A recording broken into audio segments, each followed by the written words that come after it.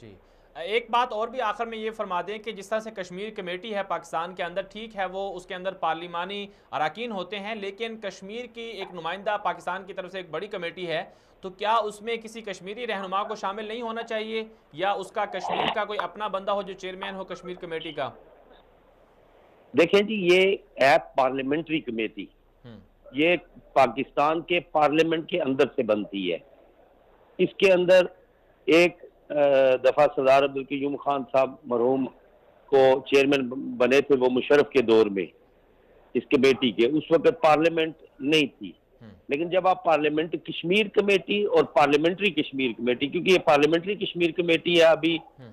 मेरा ख्याल है उनको नए चेयरमैन अपॉइंट हो गए बिल्कुल अपना। सईद फ़खर इमाम तो मुंतखब हो गए हैं। फखर इमाम साहब जो बड़े एल्डरली लीडर हैं, हम्म। फखर इमाम साहब बड़े रिस्पेक्टेड आदमी है, स्पीकर नेशनल असेंबली रहे, बहुत एक अच्छा पॉलिटिकल बैकग्राउंड है उनका।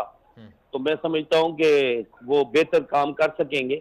और जो पार्लियामेंट्री कश्मीर कमेटी है, इसमें पार्लियामेंट से बाहर किसी को शामिल करना मेरे ख्याल में शायद ये मुमकिन ना हो। जी चलें।